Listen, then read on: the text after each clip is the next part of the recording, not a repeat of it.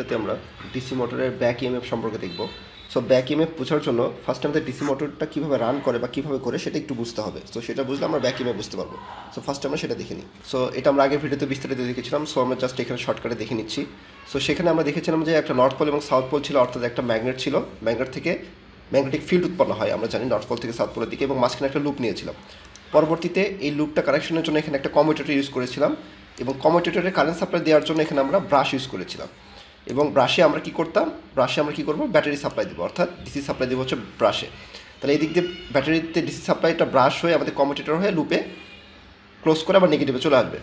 এখন মোটরটি কীভাবে ঘোরে, যখন এখানে আমরা দেখতে পাচ্ছি ব্যাটারি থেকে আমরা এই লুপে বা আর্মেচারে কারেন্ট সাপ্লাই দিব, তাহলে কারেন্ট ক্যারিং কন্ডাক্টর এটা হচ্ছে একটা current carrying conductor. Current carrying কন্ডাক্টরকে যখন আমরা কোনো ম্যাগনেটিক ফিল্ডের মধ্যে স্থাপন করব, তাহলে সেখানে একটা টর্ক বা ফোর্স উৎপাদন হয়, তাহলে যার এই টর্কের কারণে এই লুপটা ঘুরতে থাকে। সো এইভাবে যখন কারেন্টটা পাস হবে, সো এই লুপে এখানে টর্ক উৎপাদন হবে এবং লুপটা ঘুরতে থাকবে।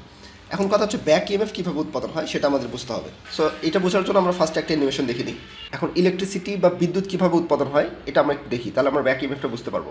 সো এখানে আমাদের একটা নর্থ পোল এবং সাউথ পোলে একটা ম্যাগনেট দেখতে পাচ্ছি, এবং ম্যাগনেটিক ফিল্ড এখানে আমরা দেখতে পাচ্ছি নর্থ পোল থেকে সাউথ পোল দিকে আসতেছে, এবং মাঝখানে একটা যদি কন্ডাক্টর আমরা দেখতে পাচ্ছি। এখন যদি এই কন্ডাক্টরকে আমরা এখন নাড়াচাড়া করি, তাহলে আমরা দেখতে পাবো এখানে এই কন্ডাক্টরের মধ্যে একটা ভোল্টেজ বা ইএমএফ উৎপাদন হবে, অর্থাৎ এই কন্ডাক্টরের মধ্যে কারেন্ট ফ্লো হবে। আমরা দেখি বিষয়টা যে এই যে আমরা দেখতে পাচ্ছি যে এই কন্ডাক্টরকে আমরা কী করতেছি, একবার ডানে একবার বামে সরাচ্ছি বা আশেপাশে নাড়াচ্ছি। নড়ানোর ফলে এখানে একটা ইএমএফ বা ভোল্টেজ উৎপাদন হয়। যদি বলা হয় তাহলে কীভাবে একটা কন্ডাক্টরের মধ্যে ভোল্টেজ বা কারেন্ট উৎপাদন করা যায়, তাহলে আমরা একটা কন্ডাক্টর নিব এবং একটা ম্যাগনেটিক ফিল্ড নিব, অর্থাৎ ম্যাগনেট নিব। এই কন্ডাক্টরকে যখন আমরা এরকম নড়াচড়া করবো বা রিলেটিভ মোশন বা আপেক্ষিক গতি করবো একটার সাপেক্ষে আরেকটার, তাহলে এই কন্ডাক্টরের মধ্যে একটা ইএমএফ বা ভোল্টেজ উৎপাদন হবে। এখন যদি এটাকে জাস্ট একটা লুপ আকারে আমরা তৈরি করি, আমরা দেখি এখন এটাকে জাস্ট একটা লুপ দিলাম এবং লুপটাকে ঘোরালাম। এখন লুপ যখন ঘুরবে, তাহলে এই কন্ডাক্টরের মধ্যে কি ফ্লাক্সগুলো কি কাট হচ্ছে, তাহলে এই কন্ডাক্টরের মধ্যে যখন ফ্লাক্সগুলো কাট হচ্ছে, তাহলে সেখানে একটা ইলেকট্রিসিটি বা বিদ্যুৎ উৎপাদন হবে, অর্থাৎ দেখতে পাবো এখানে লাইটটা জ্বলতে থাকবে। Simple process. তাহলে এই কন্ডিশনটা যদি বুঝে থাকে, তাহলে আমরা ব্যাক ইএমএফটা বুঝতে পারবো। এখন আমাদের মোটরের ক্ষেত্রে কী হচ্ছে, এই যে একটা নর্থ পোল এবং সাউথ পোল, এখানে একটা ম্যাগনেটিক ফিল্ড হচ্ছে, এবং এদিক দিয়ে আমরা কারেন্ট সাপ্লাই দিচ্ছি, ব্রাশ হয়ে কমিউটেটর হয়ে লুপে যাচ্ছে, এবং কারেন্ট ক্যারিং কন্ডাক্টরটা ম্যাগনেটিক ফিল্ডের মধ্যে রাখার কারণে এই লুপটা ঘুরতে থাকবে। এখন আমরা একটু আগেই দেখলাম যে ফ্যারাডের সূত্র অনুযায়ী বিদ্যুৎ উৎপাদন করলাম। সো এই লুপটা কী করতেছে, এই ম্যাগনেটিক ফিল্ডের মধ্যে দিয়ে ঘুরতেছে। এখন এই লুপটার মধ্যে কি ম্যাগনেটিক ফিল্ডের চেঞ্জ হচ্ছে। আমরা দেখলাম যে একটা কন্ডাক্টরকে যখন ম্যাগনেটিক ফিল্ডের মধ্যে নাড়াচড়া করানো হয়, তখন সেখানে একটা বিদ্যুৎ উৎপাদন হয়। তাহলে এই যে এই যে কন্ডাক্টরটা আমরা কি নাড়াচড়া করতেছি বা সাপ্লাই দিলে মোটরটা ঘুরবে বা এই লুপটা যখন ঘুরবে, তখন এর মধ্যে ম্যাগনেটিক ফিল্ডের কাট হবে, অর্থাৎ ম্যাগনেটিক ফিল্ড এর মধ্যে দিয়ে কাট হতে থাকবে, বা আমরা বলতে পারবো যে কন্ডাক্টরকে আমরা ম্যাগনেটিক ফিল্ডের মধ্যে নড়াচ্ছি। তাহলে এখানে একটা ইএমএফ বা ভোল্টেজ উৎপাদন হবে। Simple process. তাহলে এই যে ইএমএফ বা ভোল্টেজ, এটা এই ব্যাটারি সাপ্লাইকে অপোজ করবে, অর্থাৎ ব্যাটারি সাপ্লাইয়ের অপোজিট ডিরেকশনে আসবে। অর্থাৎ এই দিক বরাবর যদি কারেন্ট ফ্লো করে, তাহলে ইএমএফের জন্য কারেন্টটা উল্টা দিক বরাবর আসবে। তাহলে এই জন্য এটাকে বলা হচ্ছে ব্যাক ইএমএফ, অর্থাৎ মেন সাপ্লাইকে অপোজ করবে, মেন সাপ্লাইয়ের অপোজিট ডিরেকশনে কারেন্ট ফ্লো করাবে। তাহলে এদিক মেন সাপ্লাই এদিক দিয়ে কারেন্ট ফ্লো করাচ্ছে, তাহলে ব্যাক ইএমএফের কারণে এই রাস্তা বরাবর অর্থাৎ অপোজিট ডিরেকশনে কারেন্ট ফ্লো করবে।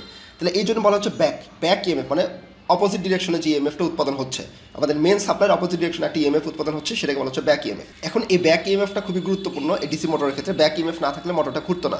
এখন ব্যাক ইএমএফ সম্পর্কে কিছু থিওরি বা এর সার্কিট ডায়াগ্রামের মাধ্যমে আমি এটা বুঝে নিই। সেখানে আমরা দেখতে পাচ্ছি এখানে আমরা সাপ্লাই দিলাম, অর্থাৎ ব্যাটারিতে সাপ্লাই দিলাম, ব্যাটারির সাপ্লাই কারেন্টটা এদিক বরাবর আর্মেচারের মধ্যে ঢুকতেছে। আর্মেচার মানে কি, একটা লুপ নিলাম আমরা, সেই লুপটাকে বলা হচ্ছে আর্মেচার। তাহলে আর্মেচারের মধ্যে একটা কারেন্ট ফ্লো হচ্ছে, এবং আর্মেচারটা কি একটা রেজিস্ট্যান্স থাকবে, কারণ আর্মেচারের মধ্যে কি থাকে, একটা ওয়্যারের একটা রেজিস্ট্যান্স থাকে, তাহলে সেটাকে আমরা নেগলেক্ট করতে পারবো না। তাহলে এই যে একটা রেজিস্ট্যান্স, সেটাকে বলা হচ্ছে আর্মেচার রেজিস্ট্যান্স। সিম্পল বিষয়, ওয়্যারটা রেজিস্ট্যান্স থাকবে। এখন এটা হচ্ছে আমাদের মোটর, এটা হচ্ছে ব্রাশ, এটা হচ্ছে আমাদের আর্মেচার, বা এটা সিম্পল আমরা চিন্তা করতেছি একটা মোটর। এখন মোটরের এখানে উল্টা ডিরেকশনে একটা কারেন্ট ফ্লো হচ্ছে, দেখলাম সেটা ব্যাক ইএমএফ উৎপাদন হচ্ছে। তাহলে এই ব্যাক ইএমএফ ডিরেকশনটা কি এদিক বরাবর আসবে, আর্মেচার কারেন্ট উপর থেকে নিচের দিকে, বাট ব্যাক ইএমএফটা কি নিচ থেকে উপর দিকে। এই যে আমরা দেখতে পেলাম ব্যাক ইএমএফ মানে অপোজিট ডিরেকশনে একটা কারেন্ট ফ্লো হচ্ছে, এটাকেই বলা হচ্ছে ব্যাক ইএমএফ। এই ব্যাক ইএমএফের একটা ইকুয়েশন রয়েছে, এবং ব্যাক ইএমএফটা খুবই গুরুত্বপূর্ণ। এখন আমরা ব্যাক ইএমএফের ইকুয়েশনটা দেখে নিই। সো এটা হচ্ছে আমাদের ব্যাক ইএমএফের ইকুয়েশন। সো ব্যাক ইএমএফের ইকুয়েশনকে আমরা ইবি দ্বারা প্রকাশ করি, এবং এটা হচ্ছে P∅J10/60A। এখন এটা শর্টকাটে মনে রাখার কিছু টেকনিক আমাদের দেখতে হবে। আমরা কীভাবে মনে রাখতে পারি, শর্টকাট টেকনিক হচ্ছে আমরা বলতে পারবো হচ্ছে নো, N∅ হচ্ছে আমরা নো ধরলাম, নো পোস্ট PZ, অর্থাৎ এখানে কোনো পোস্ট চলবে না। নো পোস্ট মানে কোনো পোস্ট বা কোনো ভাব নেওয়া চলবে না। পোস্ট মানে কি, ভাব নেওয়া বা পোজ নেওয়া বলতে কী বোঝায়, মানে ভাব নেওয়া বোঝায়। তাহলে এখানে কোনো ভাব নেওয়া চলবে না, নো পোজ, এটা আমরা মনে রাখতে পারবো শর্টকাটে। এন ফাইতে নো, পি জেডতে পোজ, কারণ কোনো পোজ নেওয়া যাবে না, কোনো ভাব নেওয়া যাবে না, তাহলে no pose divided by 60A। এটা হচ্ছে আমাদের ব্যাক ইএমএফের ইকুয়েশন। এখান থেকে আমরা ইবি হচ্ছে ব্যাক ইএমএফ, ফাই হচ্ছে ইলেকট্রিক ফ্লাক্স, এটা তো আমরা জানি।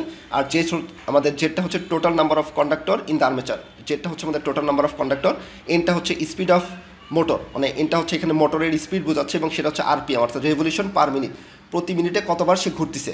রেভলিউশন মানে ঘোরা, তাহলে প্রতি মিনিটে কতবার ঘুরবে, পার মানে কি, পার মানে প্রতি, তাহলে প্রতি মিনিটে কতবার ঘুরবে সেটা হচ্ছে আমাদের এন। পিটা হচ্ছে নাম্বার অফ পোল, এই যে কয়টা পোল ইউজ করা হয়, আমাদের ম্যাগনেটিক পোল ইউজ করা হয়। এ হচ্ছে নাম্বার অফ প্যারালাল পাথ, কয়টা প্যারালাল পাথ সেখানে থাকবে, এগুলো কোশ্চেনে দেওয়া থাকবে, এবং সেই অনুযায়ী যেটা বের করতে বলবো সেটা বের করবো। এখন কথা হচ্ছে ব্যাক ইএমএফটা কেন গুরুত্বপূর্ণ ডিসি মোটরের ক্ষেত্রে, এবং এটার আমাদের কী কাজে লাগে। তো ব্যাক ইএমএফটার কী কাজে লাগে সেটা বোঝার জন্য আমরা একটু জাস্ট এখানে একটা ইকুয়েশন দেখে নিই।